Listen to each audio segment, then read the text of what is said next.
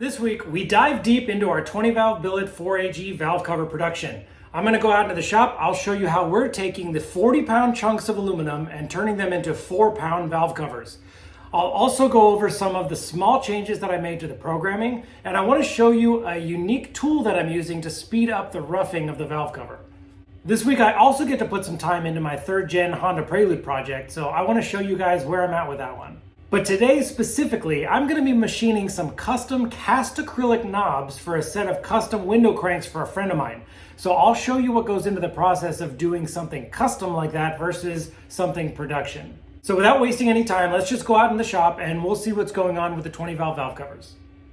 So I was here pretty late last night finishing up some production work, and I finished the job on the VF1 and on the DM2. So both these tables are completely empty, ready to set up new stuff.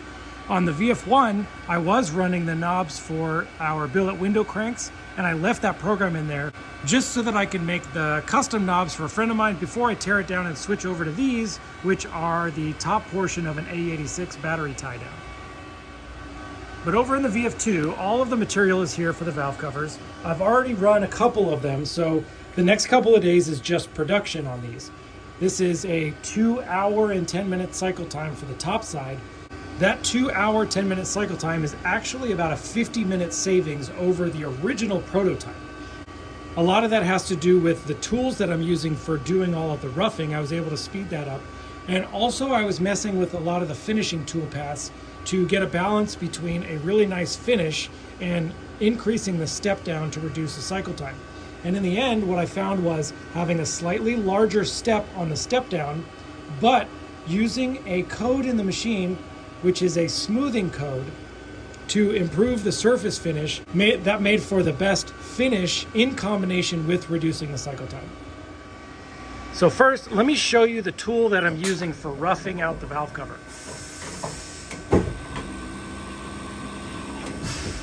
Because these are 2.5-inch thick chunks, it requires at least about 2 3/8 inches reach on the tool to be able to rough out all the way down to the bottom of the part. Now, ideally, I would actually only want to have about a 1/2 inch of cutting fluid on this end mill and the rest of it to be shanked. That would give me the strongest possible tool.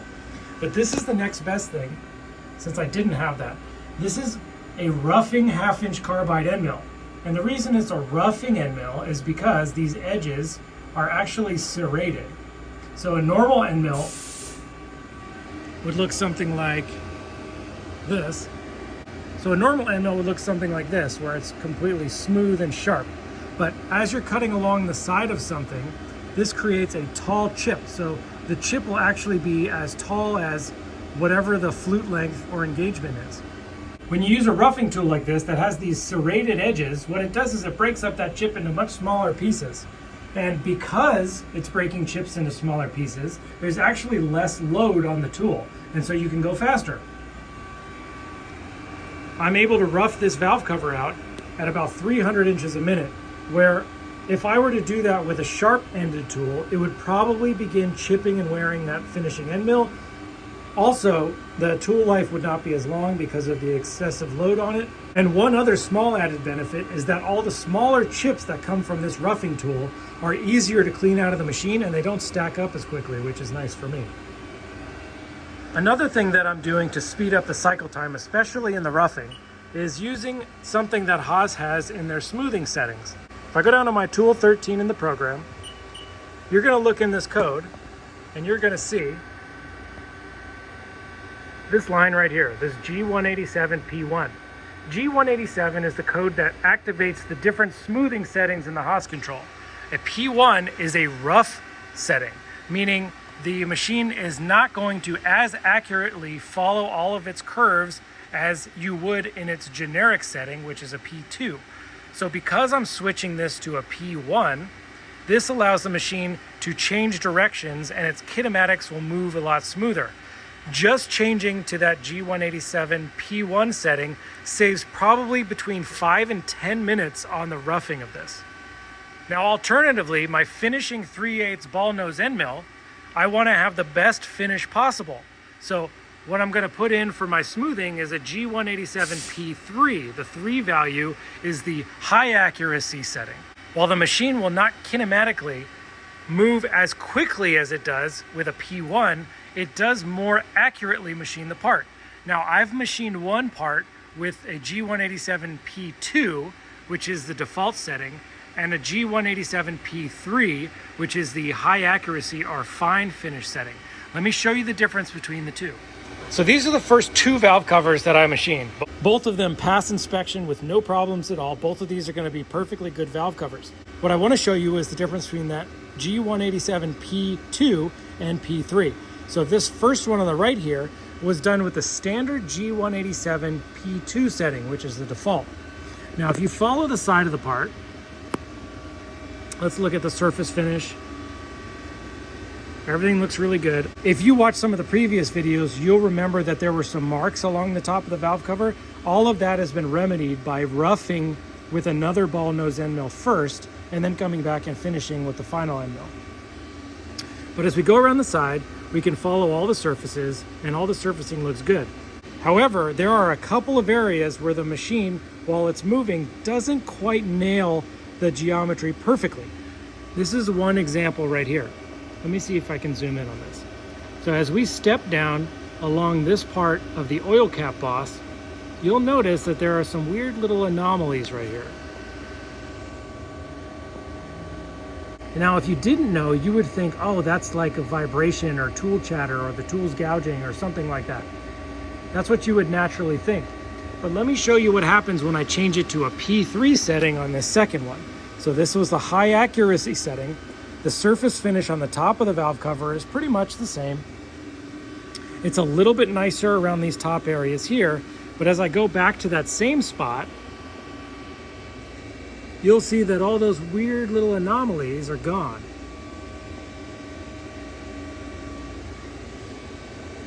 And this is because of that G187 P3. Now, that P3 setting does slow down the machine. So I'm sacrificing time by using that P3 setting, but the improved surface finish is worth it for me. And what I found was that if I keep my small step over for the first 3/4 of an inch or so down the part, I can have a nice top finish. But because the rest of the valve cover is more of a vertical drop, I can increase the step down after about an inch, and that gives me back that cycle time that I lost with the P3. So overall, it's a net 0, but I get a better finish.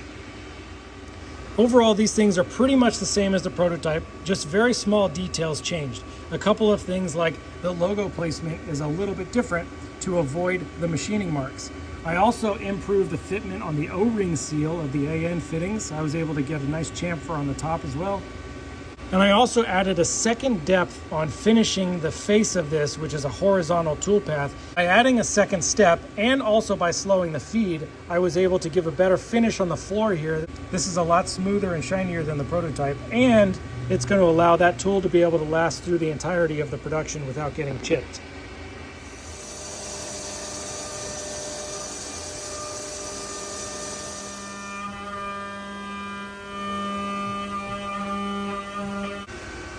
Probably the most exciting thing for me this week is being able to finally work on this thing again.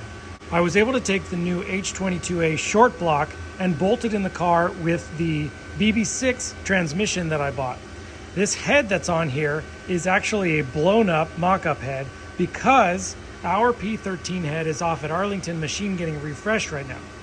But while that head is getting refreshed, I wanted to put the engine back in the car so that I can start finalizing all the small details. Some of those details are going to include finishing up this driver's side engine mount, which I didn't finish in the original fabrication stage.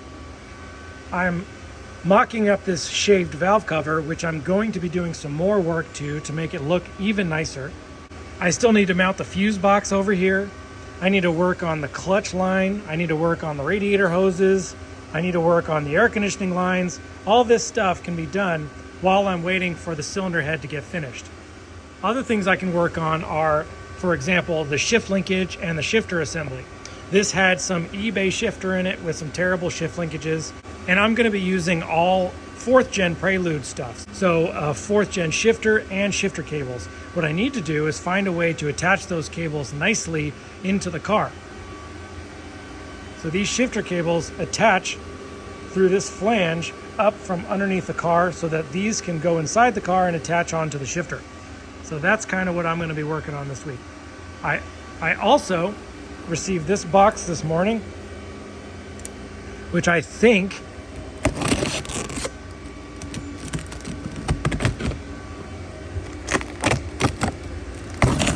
I believe this is a set of spindles.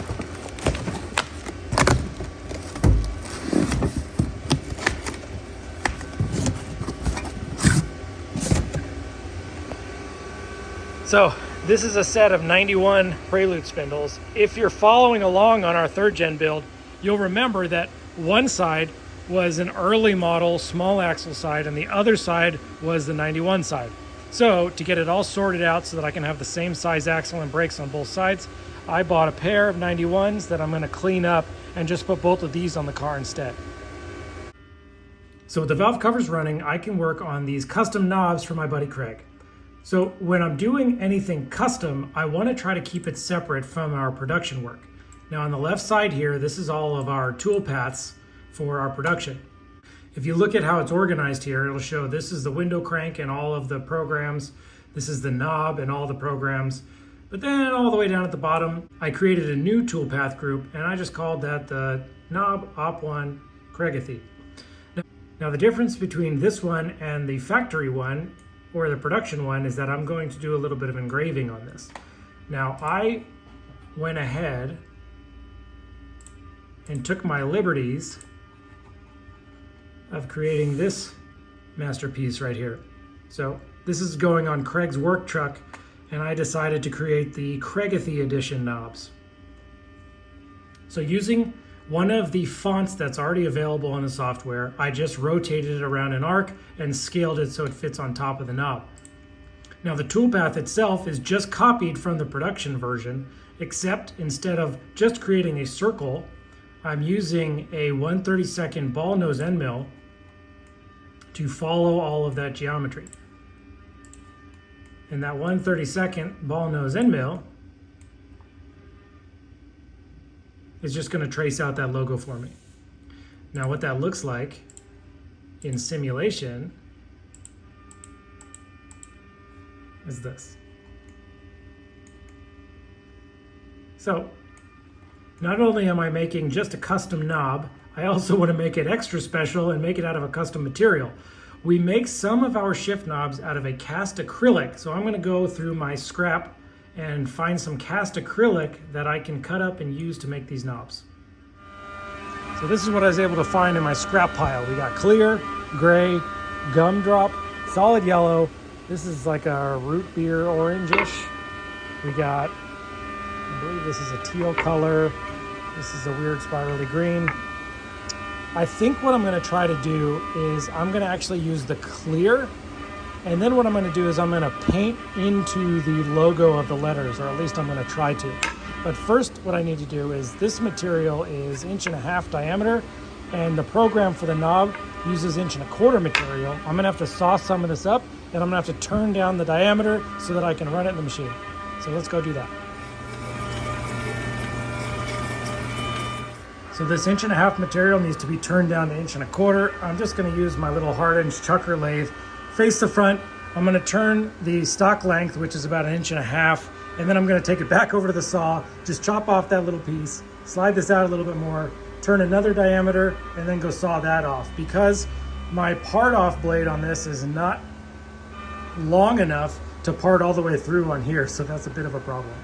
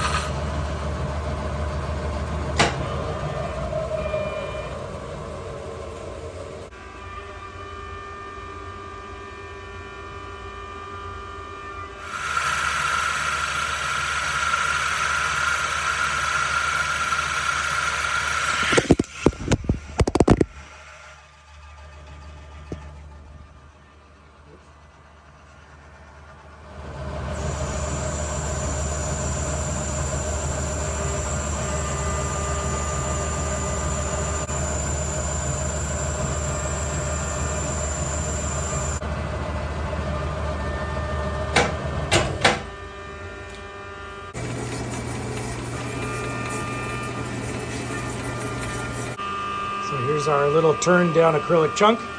Just gets loaded in the vice jar. And then I can call out the custom calligraphy program and let's see if it works. I forgot to show you, the tool that I'm going to use for the engraving is what I use for engraving the tiny little lettering on our shift knob inserts to indicate the thread size. It's a very small little ball that goes in there. So it usually gives pretty fine results. So I'm hoping this will do a good job.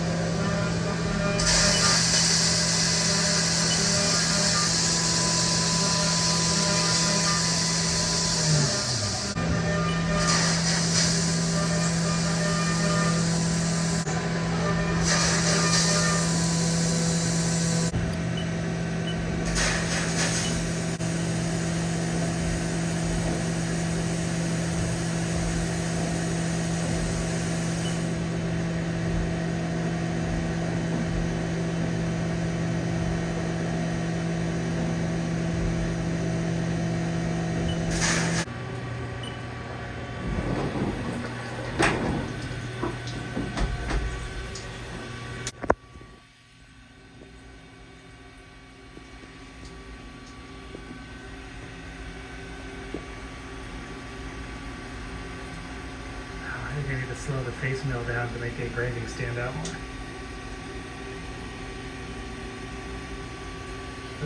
Let's drop everything like 1.5 thousandths and recut it a little bit slower and see if we can make that top surface better.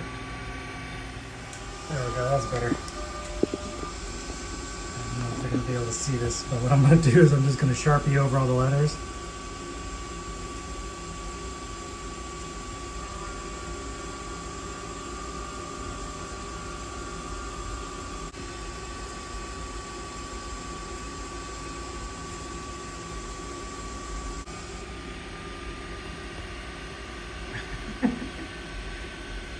I bet I could just touch it with a face mill again and it would knock off all of the ink.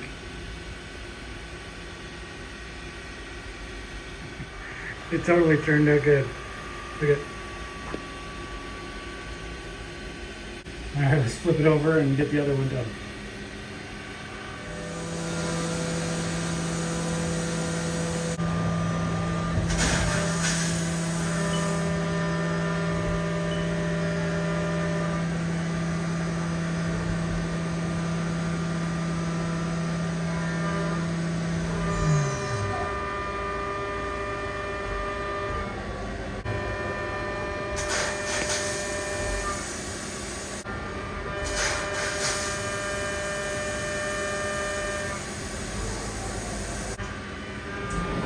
I finished both operations in the first one, but before I need to add the ink to the top of this one and finish that one before I can flip it over, so I can't take this out just yet. Alright, let's see what it looks like. I finished the ink on the first side. And let's see if it held up on the second side machining. Let me blow it off.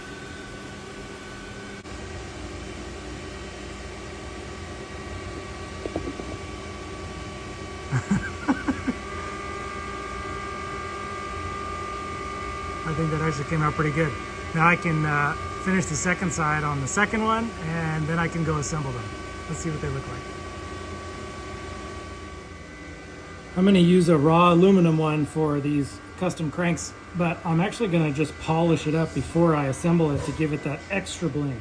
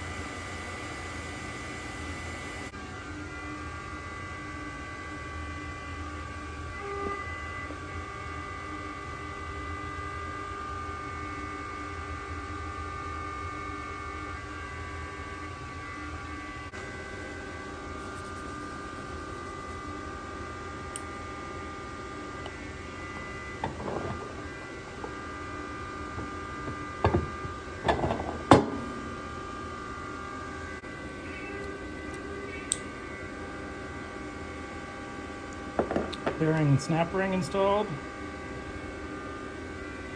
Take our little knob.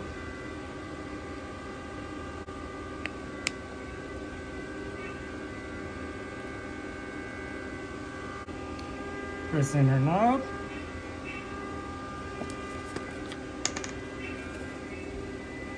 I like to put a little dab of Loctite on these.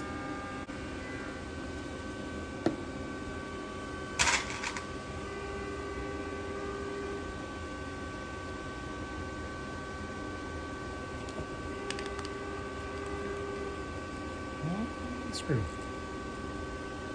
And then install the screw. Oh man.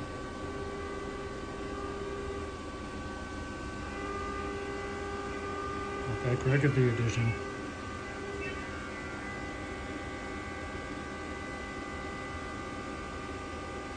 Let's clean them up and do a little photo shoot. So it turns out the red Loctite was a bad idea because it turned the whole knob pink. So I went and machined a third one so that I could complete the set. And here's the finished set.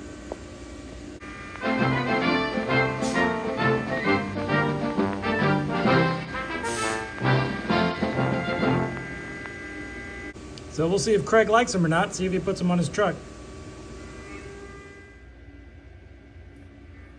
So with the custom window cranks all finished up, I gotta get back out into the shop, make lots of 20 valve covers. I'll see you guys next week.